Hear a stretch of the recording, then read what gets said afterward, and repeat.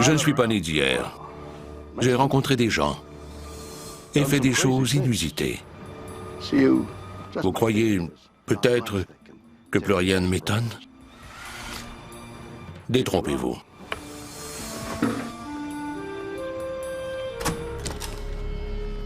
Le monde regorge d'histoires et de phénomènes plus incroyables les uns que les autres, et de mystères qui me tiennent éveillé la nuit, certains dont je connais la réponse, et d'autres qui dépassent l'entendement.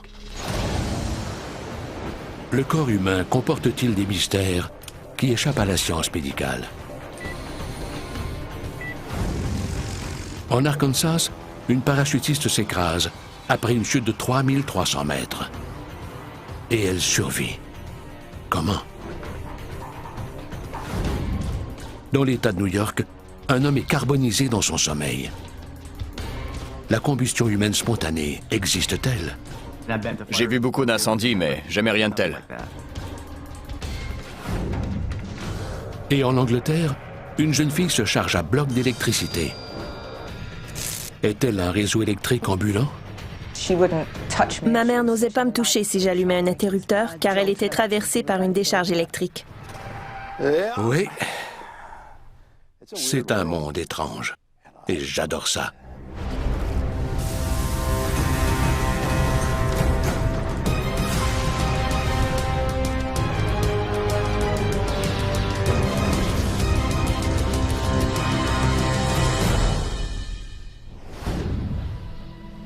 Le corps humain. Incroyable, n'est-ce pas? Celui-ci, du moins. C'est une photo de moi à la plage. Voilà de quoi on a l'air à l'intérieur. À moins de croire à la réincarnation, on n'en a qu'un pour la vie. A-t-on seulement la moindre idée de l'extraordinaire potentiel du corps humain? Ou le tient-on pour acquis? Certains croient qu'on est bien plus qu'un paquet de chair et d'os, et qu'il se passe dans le corps humain des phénomènes que même la médecine moderne n'est pas en mesure d'expliquer. Est-ce vraiment le cas?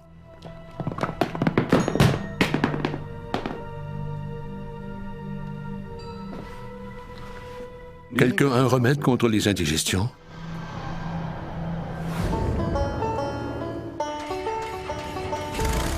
Le 9 octobre 2005, à Siloam Springs, en Arkansas. Hi, what's your name? You know my name. À 21 ans, la mordue d'adrénaline Sheila Richardson est sur le point de faire son premier saut en parachute solo. All right, Shane. Rick West, le mari de Shayna, est aussi son instructeur de parachutisme.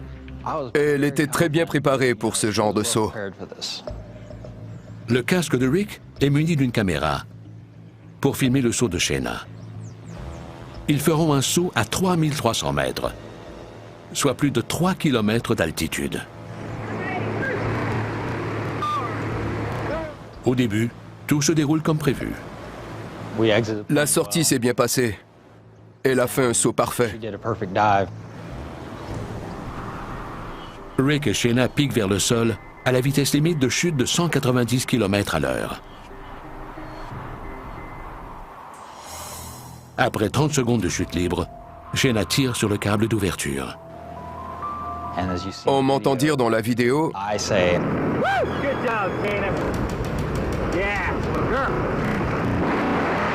je n'avais pas réalisé à quel point elle était dans le pétrin jusqu'à ce que je lève les yeux. Rick est alors envahi par un sentiment d'horreur. Lors du premier saut de sa femme en solo, son parachute ne s'ouvre pas. Désespéré, Shayna l'abandonne et déploie son parachute de secours. Mais son parachute de secours a fait défaut lui aussi. Impuissant, Rick assiste à ce qui s'annonce comme les derniers moments de sa femme. Shayna est partie en vrille.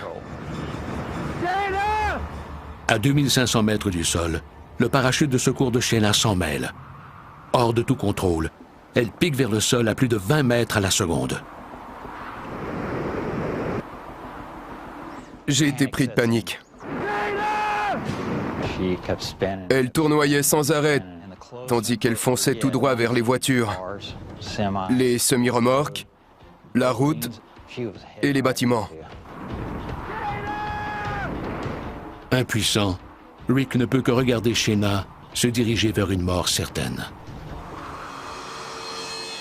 C'était affreux. J'en avais la nausée.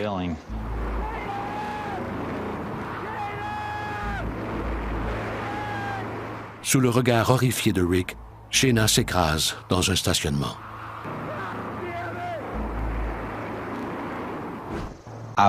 Elle allait certainement mourir, si ce n'était pas déjà fait. En me posant, j'ai tout de suite éteint la caméra. Je voulais lui dire combien je l'aimais et j'étais désolé. Elle gisait dans une mare de sang. Sa lèvre inférieure était littéralement arrachée. Elle était toute ouverte sous le nez. On pouvait presque voir ses os.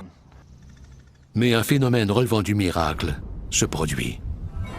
Je pensais sincèrement que j'allais y passer. Après une chute de plus de 3 km sur l'asphalte, Shayna est toujours en vie. Mon visage a percuté le sol une fraction de seconde avant le reste de mon corps. Les médecins ont comparé mes fractures à une coquille d'œuf éclatée. Je me suis cassé presque tous les os du visage, les orbites, les sinus. J'ai perdu 5 dents en avant, de sorte qu'on a dû me reconstruire le visage. J'ai eu une triple fracture du bassin et je me suis cassé la jambe droite. Les médecins de Shayna s'expliquent mal comment elle a survécu. Et à leur grand étonnement, Shayna n'est pas la seule survivante. Les premiers mots que j'ai entendus les médecins prononcer ont été le bébé. Rick et Shayna ignorent qu'elle est enceinte. Miraculeusement, la mère et l'enfant s'en tirent tous les deux. Leur fils Tanner est aujourd'hui âgé de 5 ans. Malgré un dénouement heureux, les médecins n'y comprennent toujours rien. Les médecins n'en revenaient tout simplement pas. Ça tient du miracle, c'est à n'y rien comprendre. Comment Shayna et l'enfant à naître ont-ils survécu à cette incroyable chute? Comment ont-ils été sauvés? Chris Hart se spécialise dans les enquêtes sur les accidents d'aviation. Il a étudié attentivement le cas de Shayna et on est arrivé à une conclusion controversée. La façon dont elle a percuté le sol y est pour beaucoup dans sa survie. On croit que Shayna a piqué tête première au sol. Mais Chris Hart n'est pas d'accord. D'après la vidéo, je ne crois pas qu'elle soit tombée sur le visage. Elle a clairement un angle d'approche de 45 à 60 degrés. Elle a touché le sol les pieds d'abord, puis les jambes, le côté et enfin la tête. Les blessures aux jambes et au bassin sont courantes lorsqu'on atterrit sur les pieds. Quand on tombe tête première, on ne subit généralement pas ce type de blessure. Chris Hart croit que l'angle d'approche de Shayna a été déterminant pour sa survie, puisqu'elle a incidemment mis en pratique une technique de sécurité en parachute. Les lois de la gravité ont fait en sorte que son corps a percuté le sol dans une position semblable à celle d'un atterrissage en roulé-boulé.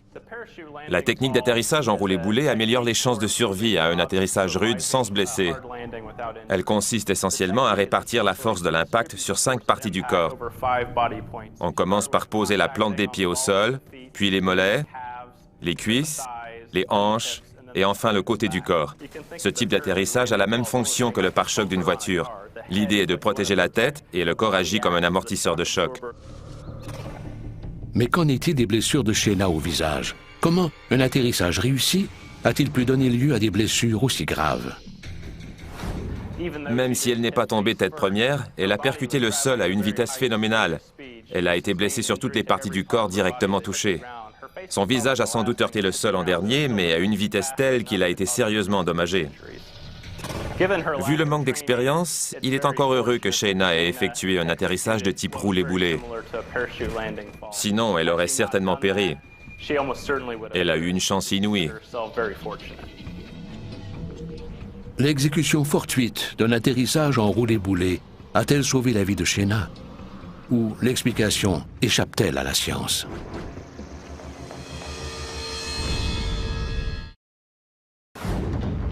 À 21 ans, Shayna Richardson vit le pire cauchemar de tout parachutiste.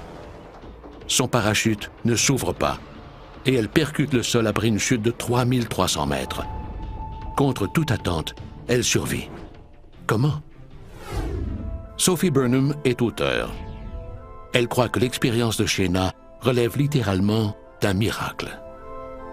Je ne vois aucun autre moyen d'expliquer sa survie, si ce n'est une intervention divine. Un ange a dû intervenir. Elle a été soustraite aux lois de la gravité. On a tous entendu parler des anges, mais est-ce vraiment ce dont il est question ici? Les anges sont des messagers de Dieu et peuvent prendre différentes formes. Ils viennent au secours d'innocentes personnes dont l'œuvre dans ce bas monde n'est pas finie. Les anges font tout pour sauver des gens d'une mort éventuelle, parfois en faisant dévier un projectile, parfois en leur évitant un accident de voiture. Ils peuvent influer sur toutes les lois de la physique de l'univers. Ils ont certes fait de l'excellent travail, mais comment au juste un ange a-t-il sauvé Shayna? Pour moi, il ne fait aucun doute qu'un ange a accompagné Shayna au sol ou a amorti sa chute pour qu'elle ne tombe pas aussi brusquement qu'elle aurait dû. C'est une théorie intéressante, mais comment la prouver scientifiquement? Les miracles ont souvent des explications scientifiques, et ils ne sont pas moins des miracles pour autant. Je sais que certains écartent la possibilité que Shayna ait été sauvée par un ange. Je n'ose même pas imaginer dans quel état on l'aurait retrouvée si un ange n'était pas intervenu ce jour-là. Elle aurait été complètement démembrée et retrouvée en bouillie sur le sol. La scène aurait été épouvantable. Ça aurait été insoutenable. C'est incroyable. Sophie croit que Shayna a échappé à la mort grâce à un ange qui serait intervenu au dernier moment pour lui venir en aide et amortir sa chute. Est-ce vraiment possible? Quoi qu'on en pense, force est d'admettre que l'histoire de Shayna tient effectivement du miracle. Mais un ange gardien a-t-il ralenti sa chute, sauvant du coup la vie de Shayna et de l'enfant qu'elle portait? Qu'il se fasse connaître, on le remercie. John Leach est psychologue de la survie auprès des forces armées norvégiennes. Il croit que la survie de Shayna s'explique par une théorie nettement plus terre-à-terre. Si une personne tombe en chute libre, elle atteindra après environ 12 secondes la vitesse de chute maximale. Peu importe la durée de la chute, la vitesse ne dépassera pas 190 km/h. Si Shayna avait percuté le sol à la vitesse limite de chute de 190 km/h, les chances de survivre à sa chute auraient été pratiquement nulles. Si ces chances de survie étaient si minces, comment se fait-il que Shayna et Tanner soient toujours là aujourd'hui? On peut voir sur la vidéo que le parachute n'était pas complètement hors d'usage. Autrement dit, il a quand même servi à freiner la chute, si bien qu'au lieu de tomber à 190 km/h, soit la vitesse limite de chute sans parachute, les rapports indiquent qu'elle aurait heurté le sol à 80 km/h. La survie de Shayna a-t-elle quelque chose à voir avec sa vitesse de chute? Ou a-t-elle été sauvée autrement? L'âge a certainement joué un rôle dans sa survie. Des études et des analyses d'accidents de la route survenus à différentes vitesses montrent que Shayna se trouvait dans la meilleure tranche d'âge pour survivre à une collision à 80 km/h, c'est-à-dire de la fin de l'adolescence au début de la vingtaine. Pour John Leach, le facteur décisif dans la survie de Shayna est l'angle d'impact. Mais pour des raisons fort différentes de celles invoquées par le Dr. Hart. Je ne crois pas qu'elle ait utilisé une quelconque technique d'atterrissage. Le parachute l'a maintenue en position horizontale, si bien qu'elle a subi des blessures caractéristiques de ce type d'impact au sol. Le fait qu'elle ait percuté le sol à l'horizontale plutôt que sur la tête ou les pieds a également augmenté ses chances de survie. Pour John Leach, le parachute partiellement déployé, l'âge de Shayna et son atterrissage à l'horizontale sont autant de facteurs qui lui ont permis de survivre à sa chute. Tous ces facteurs réunis ont décuplé ses chances de survie. Il n'y a rien de miraculeux là-dedans. Ce sont les lois de la physique.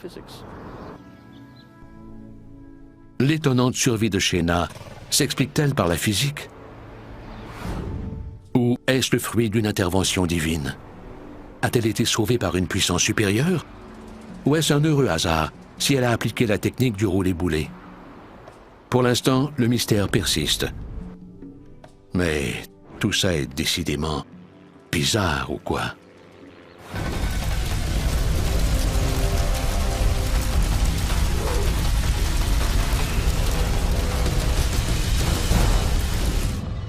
Au nord-ouest de l'État de New York, un homme est carbonisé pendant son sommeil sans aucune explication. Les enquêteurs tentent de répondre à une question troublante. La combustion humaine spontanée existe-t-elle? Les restes d'une incinération sont plus importants encore que ce qu'on a trouvé sur les lieux de cet incident. Le feu est un élément formidable. On l'utilise partout, si bien qu'on serait perdu sans lui. Il sert à une foule de choses. L'une de mes préférées, faire des grillades. Pour cela, encore faut-il l'allumer. Mais l'ennui avec le feu, c'est qu'il peut être notre meilleur ami et notre pire ennemi. Est-ce que vous sentez quelque chose?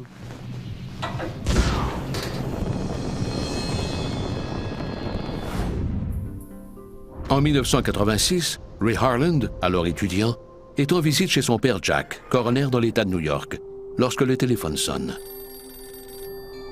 Ce coup de fil annonce le début d'une des histoires les plus étranges de leur vie.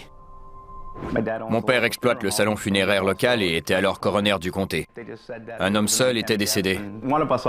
J'ai accompagné mon père pour l'aider avec la dépouille. Le défunt est George Mott, un ancien pompier de 58 ans. Quand Ray et Jack arrivent sur place, tout semble normal. C'était une maison comme les autres de l'arrière-pays dans les Adirondacks. Rien ne laisse présager ce que les Harlan sont sur le point de découvrir à l'intérieur. La première chose que l'agent de l'État a dite, c'est que mon père n'aurait pas besoin de sa civière cette fois. En entrant dans la maison, un élément indique à Ray et Jack qu'il ne s'agit pas d'un décès comme les autres. Tout était recouvert d'une pellicule noire ressemblant à de la suie. C'était étrange, car on aurait dit qu'il y avait eu un feu sans que rien brûle. Où peut bien être George Mott? En explorant la maison, ils font une découverte troublante. En entrant dans la chambre, on a aperçu M. Mott étendu sur son lit. J'ai grandi dans un salon funéraire, alors j'ai vu des milliers de cadavres dans toutes les conditions. Même sur le lieu d'un incendie, je n'avais jamais rien vu de tel. Son corps calciné avait formé une empreinte parfaitement définie sur le matelas. Il ne restait de son corps que la tête, quelques côtes et son pied droit. Tout le reste était parti en fumée. Qu'est-il arrivé à George Mott? Ses restes carbonisés indiquent qu'il est mort dans un incendie, mais ce n'est pas un incendie comme les autres. On trouve habituellement les corps entiers après un incendie. Il ne manque pas de morceaux. Même après une crémation où une personne est incinérée pendant 6 ou 7 heures, les restes sont plus importants que ceux trouvés sur les lieux.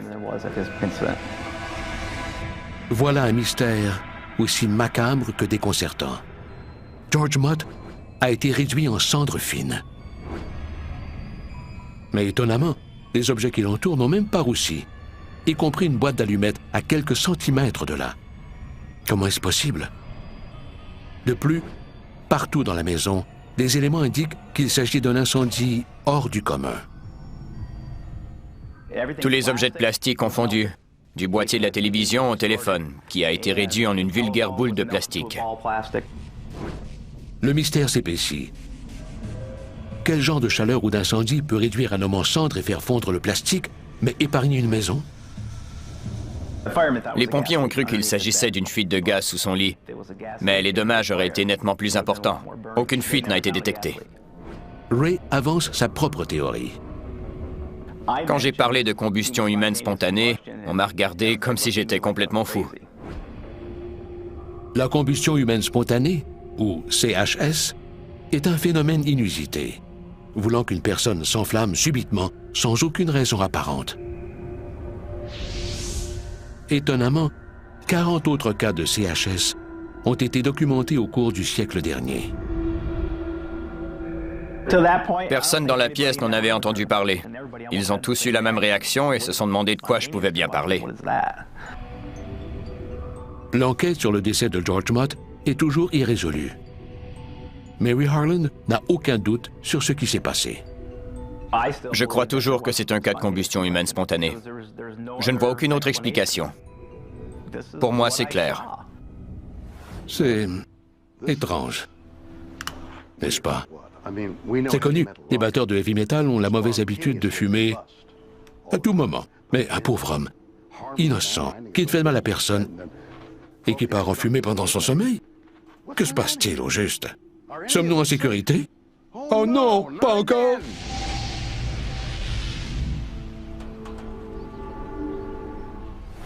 George Mott a-t-il été victime de combustion humaine spontanée? Un humain peut-il prendre feu et brûler sans raison apparente? La combustion humaine spontanée est un phénomène aussi horrible qu'étonnant.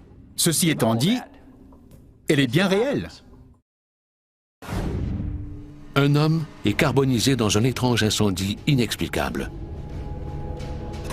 Est-ce la preuve que la combustion humaine spontanée existe?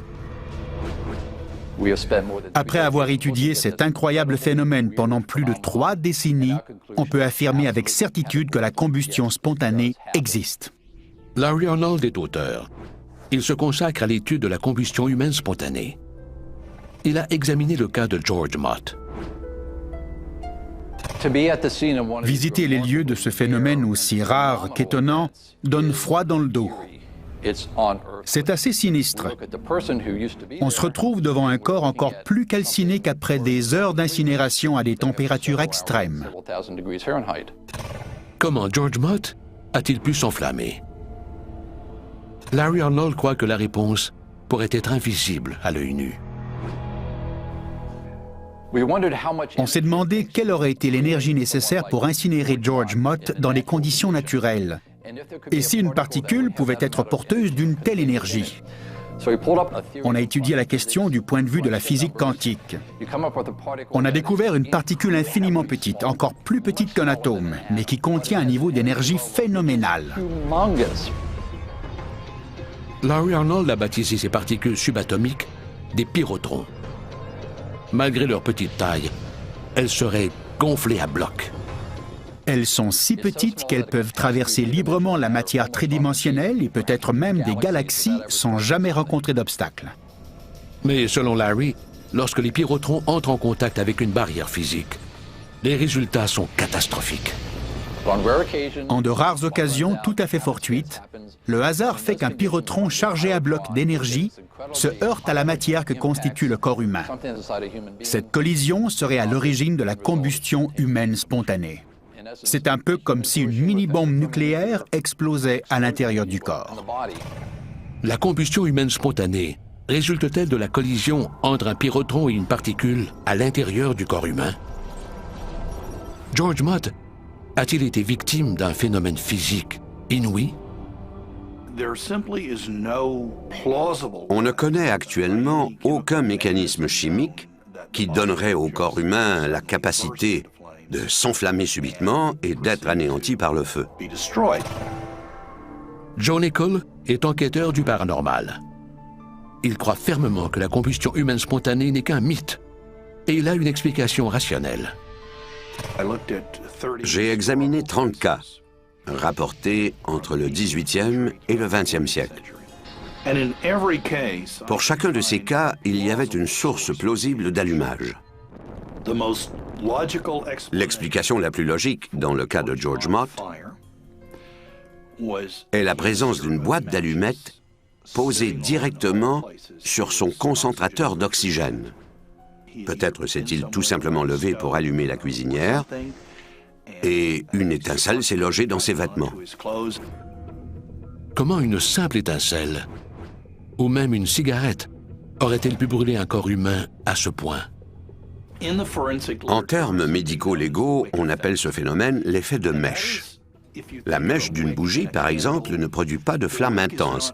La mèche agit uniquement comme un conducteur. Maintenant, imaginez que le corps humain est une chandelle avec la cire à l'intérieur. Le corps contient beaucoup de graisse et les graisses sont très inflammables. Quelle horreur! Comment quelqu'un peut-il se transformer en bougie humaine? Les vêtements agissent un peu comme une mèche. Une fois que le corps prend feu, les vêtements et le matelas absorbent les graisses libérées qui alimentent le feu, qui fait fondre plus de graisse, et ainsi de suite.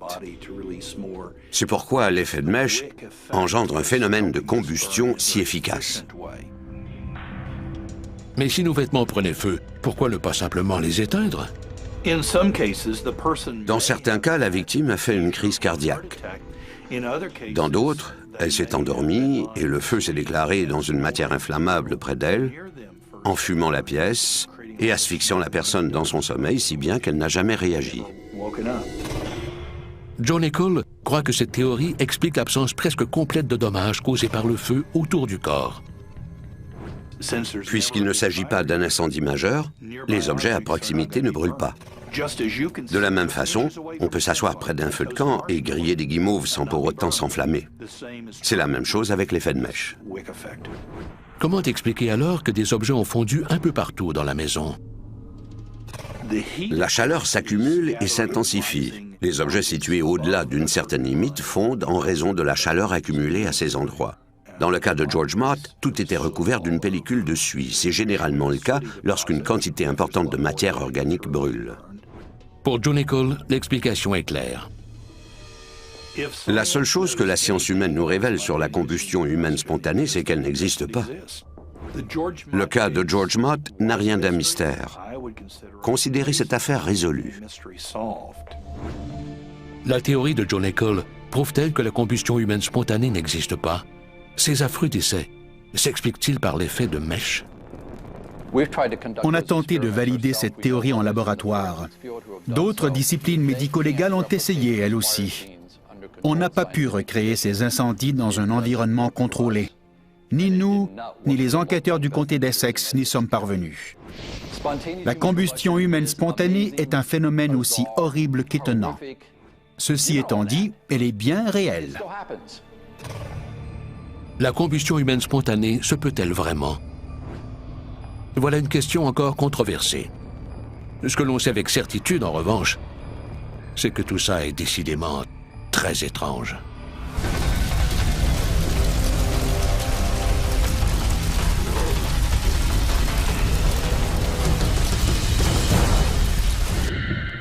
Une Britannique croit avoir des pouvoirs défiant la science.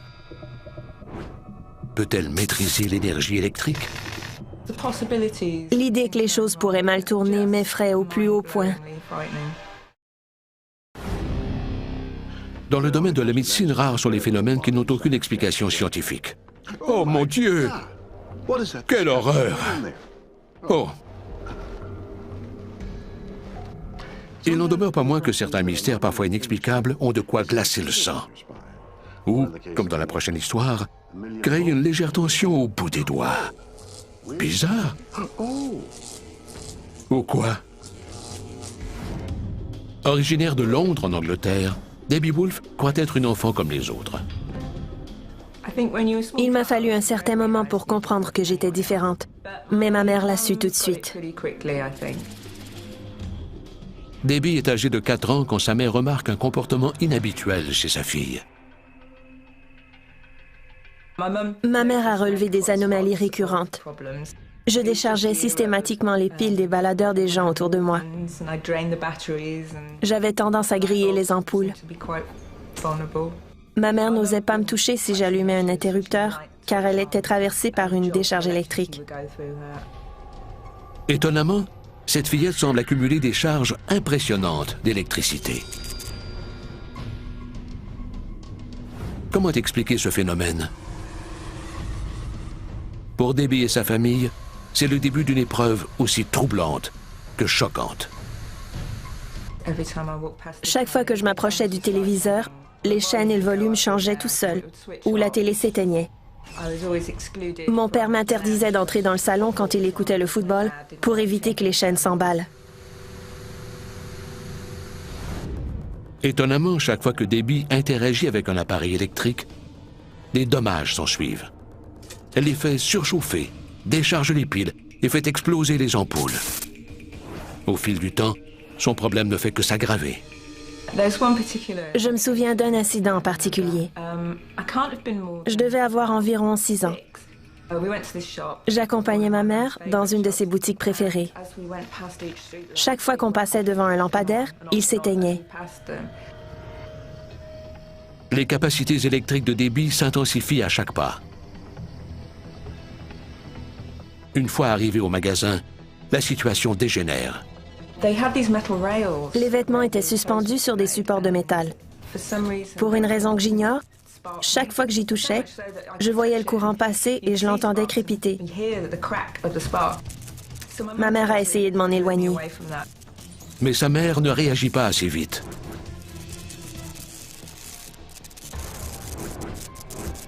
Debbie électrifie tout le magasin et fait sauter des fusibles.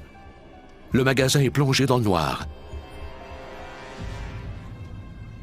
Terrifiée par l'étrange pouvoir de sa fille, la mère de Debbie sort en trombe du magasin. Ma mère m'a interdit de toucher certaines choses, car c'était vraiment perturbant. Qu'arrive-t-il à Debbie Wolfe? Devrait-elle consulter un médecin? Ou peut-être un électricien? Malheureusement, le problème persiste. Quelque 30 ans plus tard, elle en souffre toujours. C'est très pénible.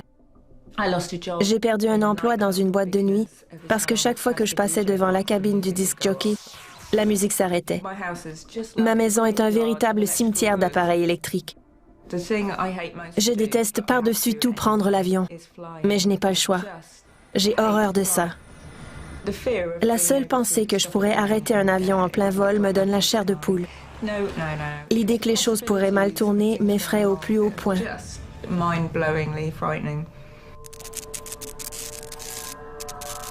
Debbie est-elle capable de générer une puissance électrique fatale? Si oui, comment? Et pourquoi? Croyez-le ou non, elle n'est pas la seule dans cette étrange situation. Des milliers de personnes en souffrent, si bien que ce phénomène porte un nom. Le syndrome de l'interférence du lampadaire. Les personnes qui en souffrent sont appelées des sliders. Qui sont-elles? Et comment portent-elles une telle charge électrique? Sont-elles en danger? Le sommes-nous? Bill Beattie est ingénieur électricien. Il croit avoir une explication. J'en ai entendu parler pour la première fois dans les années 1980. Et je me suis demandé si ces personnes n'étaient pas des espèces de génératrices humaines. Les personnes comme Debbie génèrent-elles elles-mêmes de l'électricité? Comment est-ce possible? William Beattie croit que cette capacité pourrait être l'expression décuplée d'un phénomène que l'on connaît tous. Si vous frottez vos pieds sur le tapis, touchez une poignée de porte et entendez une petite décharge, c'est de l'électricité statique causée par un corps chargé en électricité. Le frottement de vos pieds sur le tapis libère des électrons qui ont une charge négative. À chaque pas, la charge en électrons négatifs augmente. Un phénomène facilement mesurable à l'aide d'un voltmètre. Regardez ce qui arrive si je me frotte les pieds sur le tapis. La lumière s'allume et s'éteint tandis que je frotte mes chaussures par terre. L'énergie accumulée suffirait-elle à dérégler un lampadaire? Bill Beattie croit que les sliders peuvent générer d'importantes charges électriques d'une autre façon. Un phénomène tout naturel pourrait expliquer cette charge électrique. La respiration. Chaque jour, on prend plus de 25 000 respirations. Étonnamment, Bill croit que l'on capte des électrons dans l'air chaque fois que l'on respire. Si bien que notre organisme devient chargé à bloc. Le corps peut se charger en électricité simplement en respirant, formant du coup un champ magnétique invisible qui influe sur les appareils électroniques qui nous entourent. Puisque tout le monde respire le même air, alors pourquoi seules quelques personnes comme Debbie perturbent-elles les lampadaires? Il n'est pas impossible qu'elles aient contracté un virus encore inconnu. Certains virus ne ressemblent en rien au rhume ou à la grippe et n'ont pour ainsi dire aucun symptôme. Un virus encore inconnu à ce jour aurait-il pour effet de favoriser l'accumulation d'électrons et de transformer les personnes atteintes en génératrices humaines? Ou la théorie de Bill Beatty a-t-elle tout d'un court-circuit? Je me suis intéressé à ce phénomène inusité, car de tous les phénomènes inusités, certains sont bien réels, et ce sont eux qui donnent lieu à des prix Nobel. Récapitulons. Les sliders ont une capacité naturelle de perturber les appareils électriques, particulièrement les lampadaires. Un type croit qu'un virus capable de charger à bloc l'organisme par la respiration pourrait en être responsable. Rien.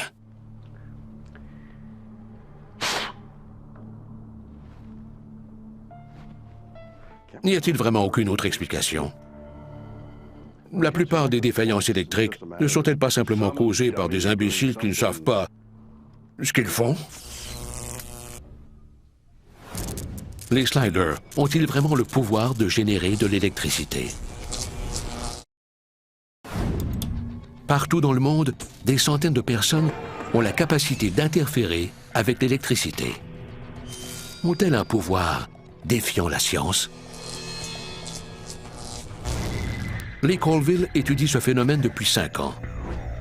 Il croit avoir une autre explication.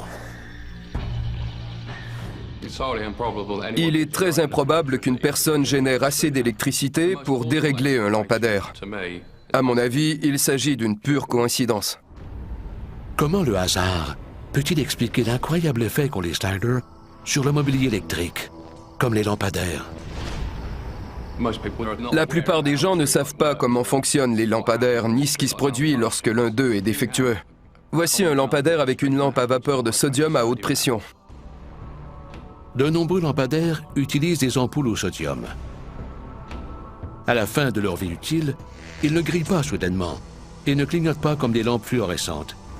Ils entrent plutôt dans un cycle de fluctuation.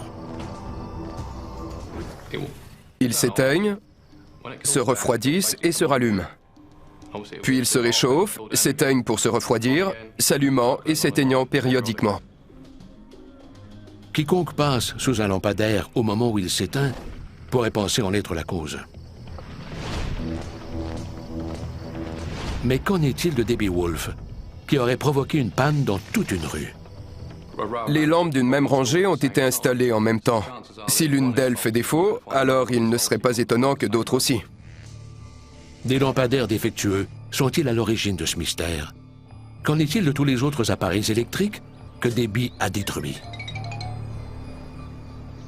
L'électricité statique, c'est aussi simple que ça. Quelqu'un qui a la peau particulièrement sèche peut accumuler une charge importante. Lorsqu'elle touche des appareils électriques, elle se décharge et cause des dommages aux composantes plus fragiles. Les sliders confondent-ils simplement l'électricité statique avec des super-pouvoirs? Il n'y a aucun danger à côtoyer un soi-disant slider, car ce phénomène n'a rien d'un mystère. Un mystère qui n'en est pas un? Pas si vite. Suwan Jesse est ingénieur mécanique. Il s'est intéressé à l'histoire de Debbie. Une personne capable de générer ou de capter de l'énergie n'a rien d'ordinaire. C'est pourquoi elle a attiré mon attention. Il a une théorie pour le moins étonnante pour expliquer ce qui se passe. Je doute qu'une personne puisse générer elle-même assez d'énergie pour griller des lampadaires. Mais il n'est pas impossible que Debbie absorbe l'énergie de son entourage et la libère sous forme d'impulsions électriques. Se pourrait-il qu'au lieu de créer de l'énergie électrique, Debbie capte l'énergie des objets qui l'entourent? L'électricité joue un rôle important dans le corps humain. Théoriquement, quelqu'un pourrait avoir la capacité de stocker de l'électricité dans son corps, un peu comme un condensateur. Tous les appareils électroniques sont munis d'un condensateur. Il sert à absorber le surplus d'électricité et à le libérer en bloc. Debbie serait-elle un condensateur humain? Son corps pourrait contenir des molécules capables d'exploiter cette capacité. Pour prouver sa théorie, Shuan J.C. a effectué des tests conçus pour amener Debbie à libérer une décharge électrique. Grâce à un oscilloscope, un instrument mesurant la tension, il a comparé l'énergie libérée à celle d'une autre personne. Je vais vous montrer des images pour voir si elles stimulent la production d'électricité.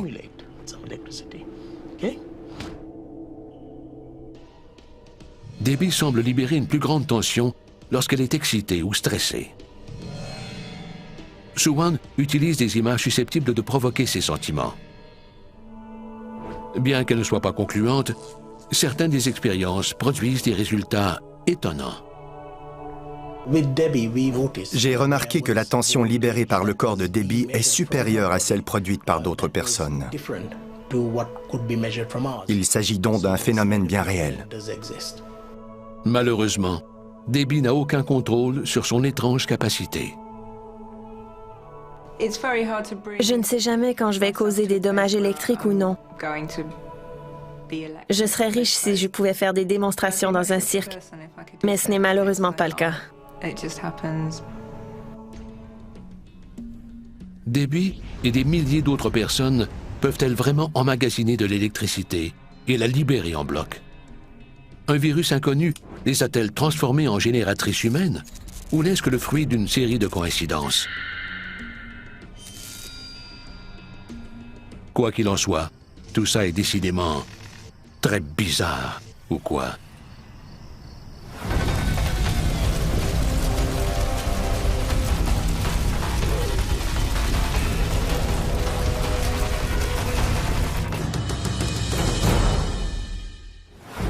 Voilà. 3 mystères médicaux on ne peut plus étranges. En Arkansas, une femme déconcerte les médecins en survivant à un horrible accident de parachute. Dans le nord-ouest de l'État de New York, un homme carbonisé sème le doute chez les enquêteurs. La combustion humaine spontanée existe-t-elle? Et des personnes affirment interagir avec l'électricité. Ont-elles des super-pouvoirs inexplicables?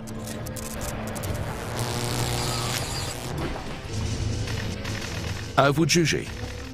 À la prochaine pour de nouvelles histoires plus bizarres les unes que les autres.